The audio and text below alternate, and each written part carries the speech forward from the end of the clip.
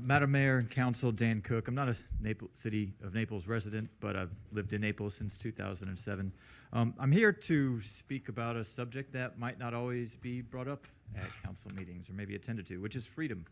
And I bring that up because I have concerns about the anti-Semitism proclamation that came up, that was presented here earlier. Now, I don't know exactly what was in this proclamation. Based on what I heard here this morning, and I was taking notes. It said a certain perception of Jewish people, da-da-da-da-da-da. I don't know exactly what the definition of anti-Semitism is, but I have a concern about local government getting into the business of defining what words mean. You know, who defines what anti-Semitism is?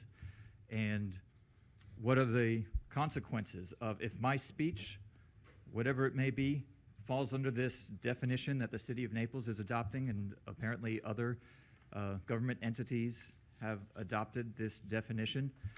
If my speech, whether it's if I'm printing something, if I'm writing something, if I'm on the street corner with the sign, if my speech falls under this definition, what are the consequences? I don't know. I plan on looking at this proclamation. I don't know if it will mean I get censored. Does it mean that City of Naples will look down upon me? Does it mean I'll face arrest? I don't know. But I'm worried that it's a slippery slope. I believe the First Amendment was written to protect unpopular speech. And that's a foundation of our country, a foundation of our republic that everybody in government swears an oath to uphold and defend. And so I'm just here to defend freedom and to defend the First Amendment and to just offer my caution to the board or to this council and anybody listening to think about the slippery slope that this might become. And I use that word because I recall around October 7th time frame, I started seeing on TV these commercials about the Blue Square, about stopping hate against anti-Semitism.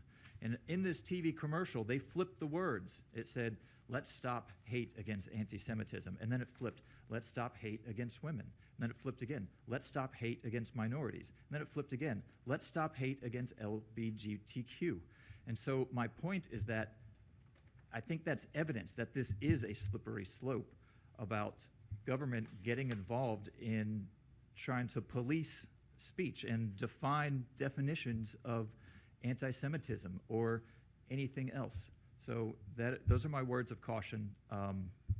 I think this is a really big deal and that there's definitely some evidence and truth behind this assault on freedom of speech. So thank you.